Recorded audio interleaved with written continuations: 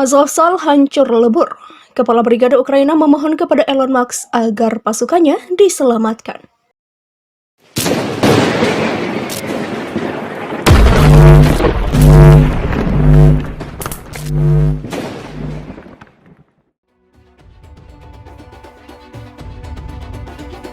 Kepala Brigade Marinir Ukraina Serhiy Volhyna meminta bantuan kepada pendiri Tesla Elon Musk untuk membantu tentara yang masih terkepung di pabrik baja.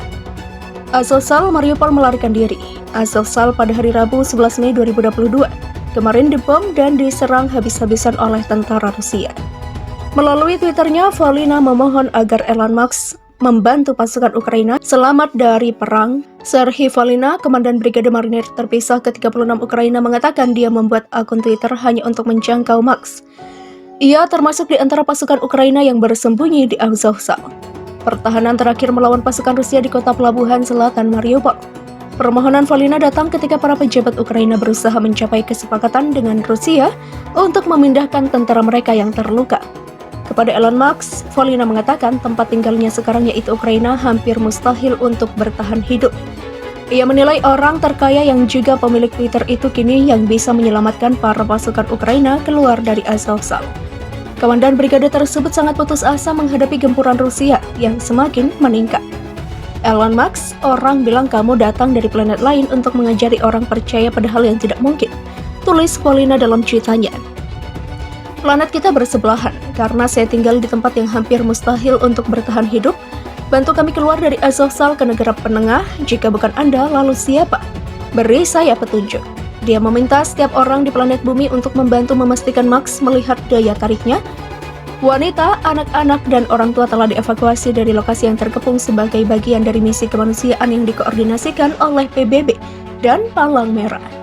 Bulan lalu, Volhyna memposting video viral Facebook yang meminta para pemimpin dunia untuk menarik pasukan Ukraina dari pabrik setelah kalah jumlah dengan rekan-rekan mereka dari Rusia.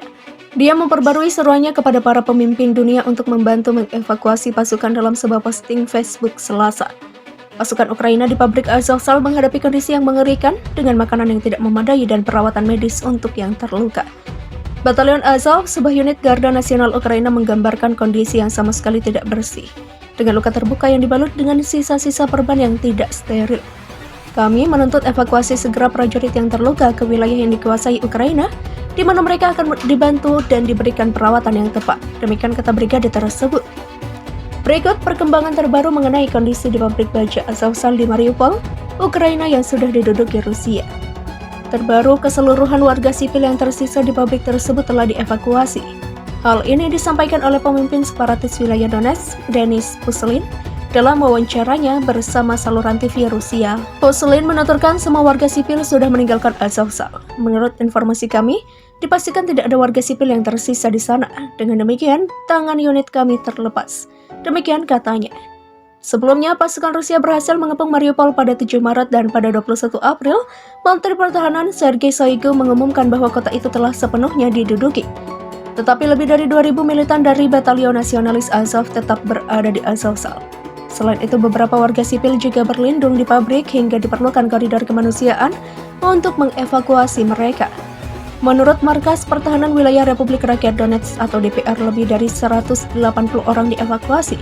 Sebagian besar warga dibawa ke desa Bezymenu, sementara warga yang ingin pergi ke daerah yang dikendalikan oleh otoritas Ukraina diserahkan kepada perwakilan PBB dan Komite Palang Merah Internasional.